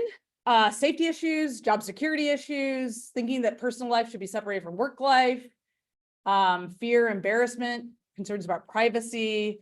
Yeah, so a lot of potential kind of consequences. They're worried about how students are going to think of them, embarrassment about that particular thing because of the stigma. Okay, great ideas. Keep those in mind. So we've done previous interview studies where we've identified a bunch of different reasons why people might reveal or conceal some of these concealable stigmatized identities. So then in this survey, we were able to give instructors basically a list of possible reasons, and they could basically check off which ones they said that was why they were actually concealing. So in this case with the survey, the instructors who revealed got a separate set of reasons for why they might reveal, and the instructors who concealed got a separate set of reasons for why they would actually conceal. So I first want to show you why people are concealing. So we, again, in the same survey, when they said that they concealed, we asked them, why are some of the reasons that you're concealing, right? And we gave them a list. So this is the list that we gave them. And after each of the items, there's the percentage of instructors who checked that box and said, this is why I actually conceal this concealable stigmatized identity. And I'm showing you this for all of the identities. We've actually done subsequent work where we've looked at particular identities, but this is looking at kind of average across all the identities. So some of the ideas that you came up with have been actually highlighted, right? Some people talk about concern for consequences, that you're going to get poor course evaluations, you might get fired, right? You might have some kind of department disciplinary action, or that students are going to have some negative opinion of the instructor.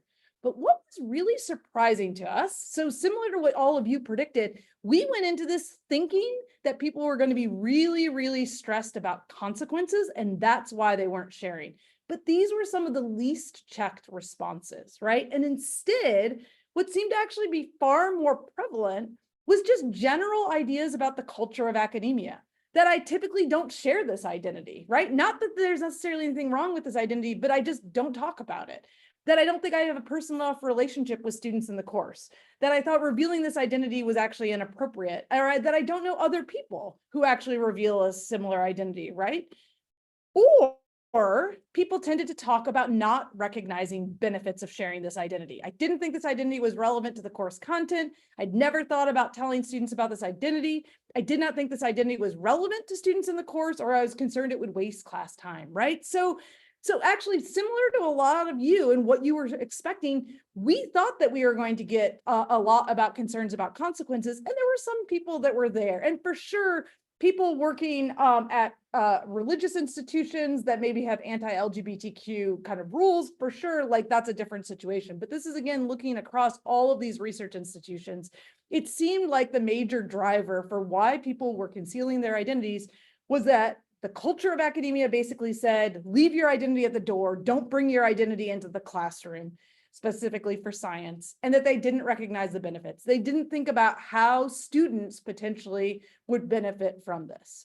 So obviously changing the culture of academia is super, super hard, right? And this is, systemic changes that we have to work on slowly but surely.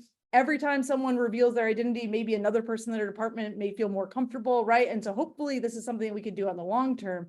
But maybe we can actually start to recognize benefits. And just by talking to instructors about possible benefits, maybe that could be a way for more instructors to feel comfortable sharing their identity if they don't also view that there's consequences associated with it. So this is relevant because when we looked at the list of folks who had revealed their concealable stigmatized identity, it was all about benefits. I wanted to be an example to my students as someone with the identity. 79% of people checked that box. I wanted to be known as a supporter of individuals with this identity. I thought revealing my identity to students in the course was appropriate. I thought revealing my identity would be relevant, and I wanted to serve as a mentor, right? Very different sets of kind of responses for the people who are revealing. Okay. So given all this work, right, given the fact that now this is the very first time we know the percentage of folks with these concealable stigmatized identities, the fact that there's gaps between students with these identities and faculty and instructors that have these identities, and those gaps are exacerbated when people aren't revealing and they're not recognizing benefits, we were like, okay, let's talk to people about the benefits. Let's go into the literature and see what benefits exist. And we did it, and there were no papers that looked at the benefits to instructors. There were a handful of studies that looked at some of the benefits to instructors themselves, but not benefits to students.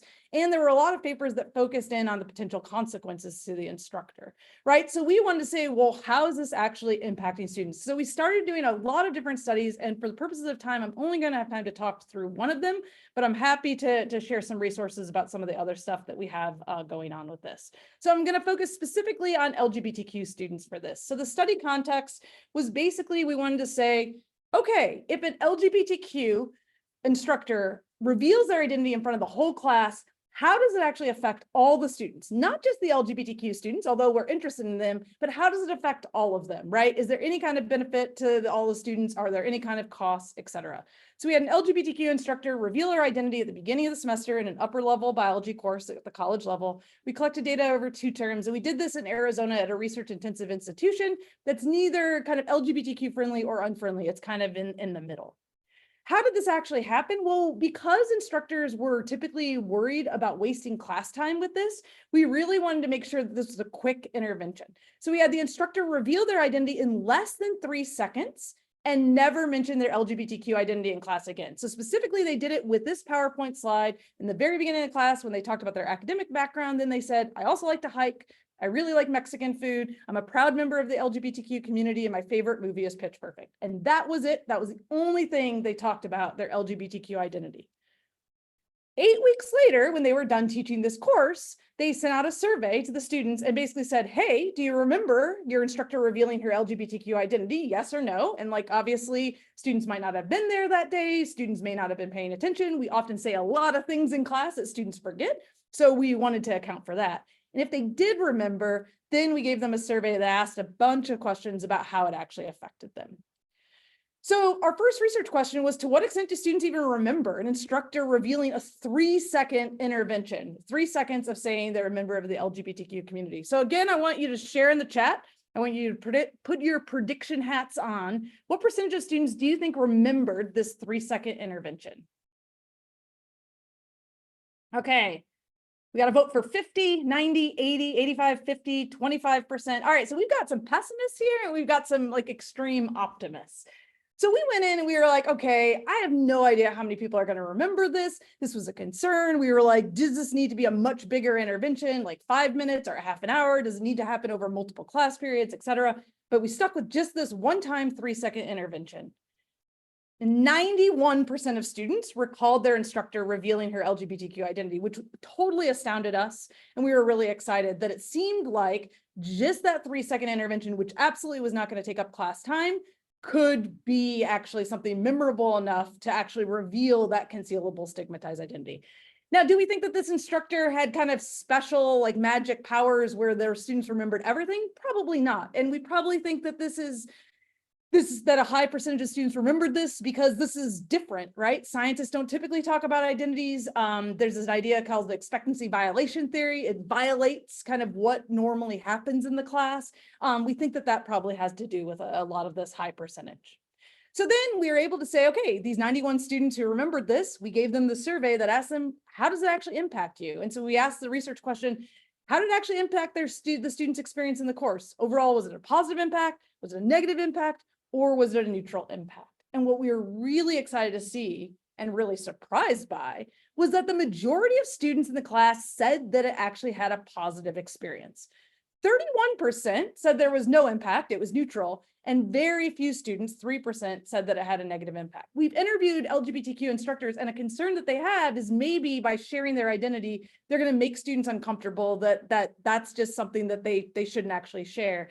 And this was really encouraging to us because it showed that very few students actually perceived a negative impact. The people who said no impact, they said things like, it just didn't matter, right? It was really quick. Like, I'm not a member of the LGBTQ community. I can see where it maybe is impactful for LGBTQ students, but it just didn't affect me. And for the positive impact folks, they said things like it makes the instructor more human. It fosters an inclusive classroom environment. It helps normalize LGBTQ identities. And then they talked about none of my instructors have come out in class before, right? And these were true regardless of identity, right? And it was clear that even non-LGBTQ students seem to actually benefit from this kind of vulnerable sharing of this particular identity. Now, this is done in a class where the instructor reveals this identity and then had 8 weeks to get to know students in the class and build kind of relationships. It was a huge class, still like 300-person class, but still they got to know kind of the instructor by a lot of different interactions. We've also done a separate study where basically students watch a really quick video and they're randomized into conditions where in one, they actually watch a video of an instructor that doesn't reveal an LGBTQ identity. And then the second video, everything else is the same except they reveal an LGBTQ identity. And what we find is that more students report out a neutral as opposed to positive rating from that. And so that could be because of just not building those kind of relationships with folks. We looked at other benefits using other scales: instructor approachability, instructor student connectedness, student confidence, class belonging, and science belonging. And overall, the class seemed to be positive and agreeing with a lot of these outcomes. And not surprisingly, the LGBTQ community rated them more highly. And surprisingly, actually, women tended to rate them more highly. And there could be two reasons for this. One, the instructor identified and presented as a woman. And two, we know that women tend to appreciate more kind of community building and relationship building. So maybe that extra information about the instructor made them feel more comfortable in class.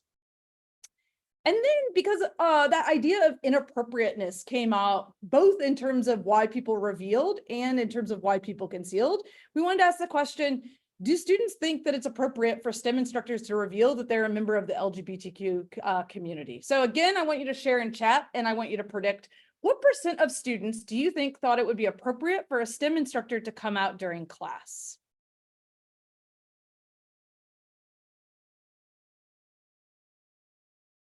All right, so again, we've got some pessimists, low 40%, and then we've got a lot of optimists, actually, 80%, 90%, et cetera.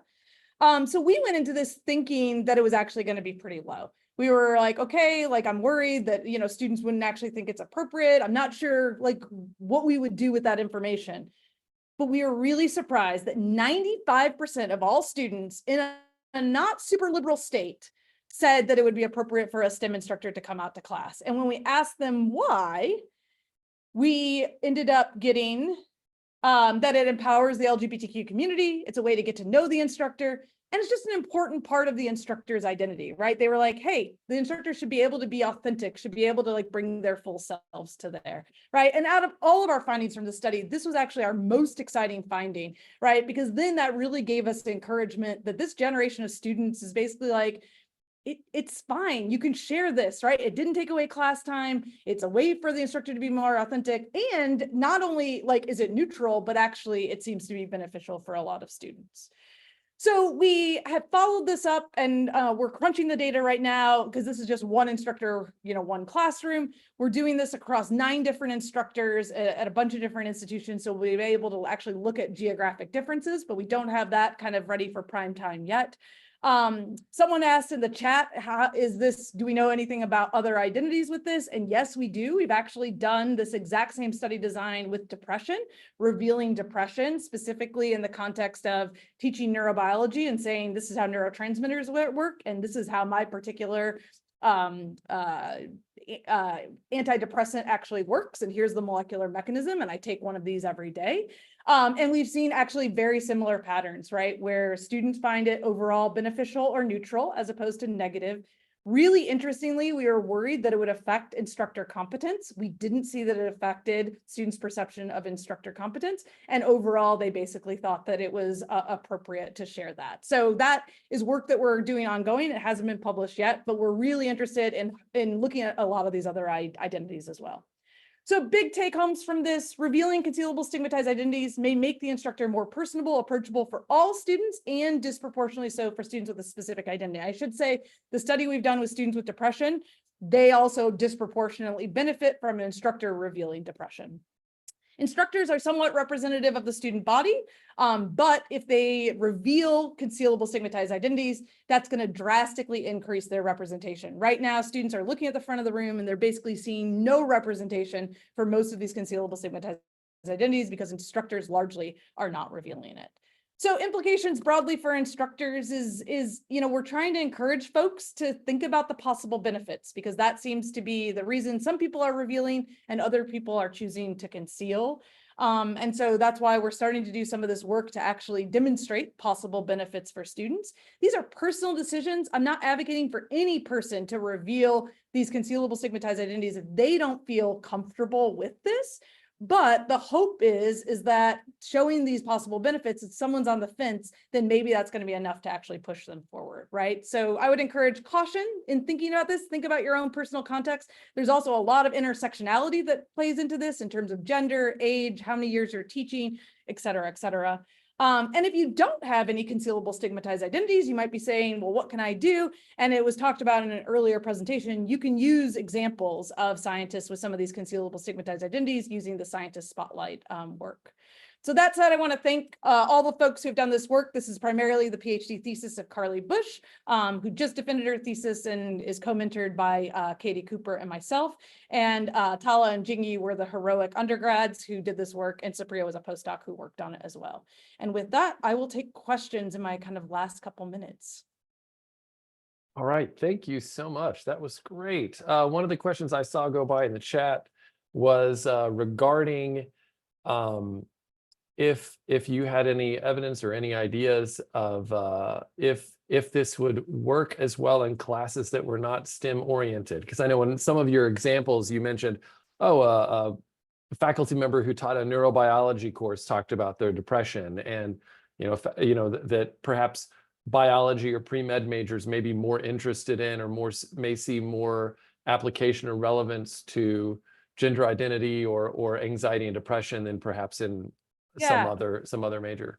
That's a really, really great question. And I don't know the answer to that, right? So obviously, we've actually surveyed people kind of how do they typically reveal.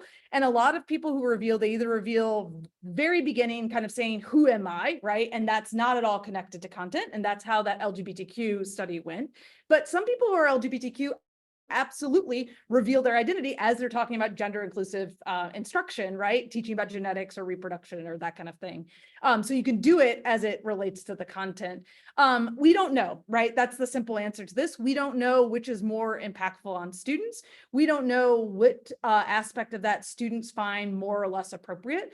We do know when the students don't have examples of people doing it, they actually seem to be less comfortable with an instructor revealing this identity. So I think that it's possible. And when I even when we've surveyed students and I've even talked to instructors about this, I think often when people think about revealing an identity, they think about it being like a 15-minute thing. It doesn't have to be, right? It can be 3 seconds. And I really, really want to encourage folks, we don't want to take up a ton of class time with this, but because these are concealable, students won't know unless you briefly reveal it, right? So I think that really brief reveals seem to be memorable enough for students, but we don't know, and we're in the process of trying to do some studies with this. It's really hard to do these types of studies, but trying to figure out, is it better when it's related to the content? Is it not? And then the other question about kind of STEM versus non-STEM classes. So science classes and STEM classes are just historically and even currently chilly places where instructors don't share identities. So it's going to be even more unusual for instructors to share their identities. When we talk to students about their English classes, their humanities classes, even their psychology classes, they just already talk a lot more about identities, and they already have more role models with a lot of these identities. So I do think it's unique to science, and that scientists don't tend to talk about identities. Yeah, one of the bits of advice I got from an older faculty member when I first started was, don't ever talk about your personal or private life in the classroom. Just stick to the textbook. So, and I thought, no, I want to relate to my students in a more personal way.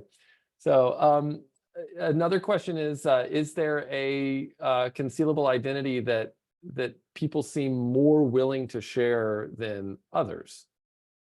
Yeah, so we can look at the data and see kind of who, for each of those kind of concealable stigmatized identities, which ones more people reveal than others.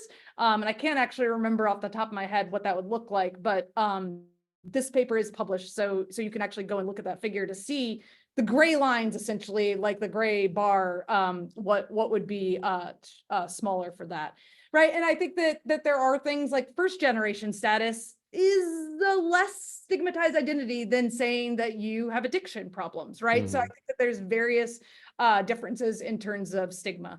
We've also done a study, and it's the first QR code on the screen, where we've looked at gender differences in terms of who reveals their identities, and women are more likely to perceive that these identities are stigmatized than men, yet they're also more likely to share these identities to students in smaller groups, office hours and before and after class. Not that there was no difference in front of the whole class. This could be because more students are talking to them about their own identities, and then that offers an opportunity for women to also share their identities. It could be that just women are sharing more of these identities. So there do seem to be differences based on demographics and in terms of who's willing to share and who's not sharing. Wow. All right. Well, thank you so much for a very enlightening and engaging talk, Sarah. Based on the comments in the chat, I think it really resonated with a lot of folks here today. So if you're watching and you'd like to ask more questions, Sarah has her email there on the screen. So I'm sure she'd be welcome to answer any questions that you send her way. And let's give another round of applause to all of our presenters today. Thank you so much for making time to share your ideas and research with us. We've really enjoyed it. And again, this session has been recorded, so if there's anything that you would like to go back and view or rewatch, it will be on NABT's YouTube page or NABT's website in the following week. All right. So with that, I will bid everyone a fond farewell. There's my timer. Okay, thank you. Bid everyone a fond farewell and have a great evening.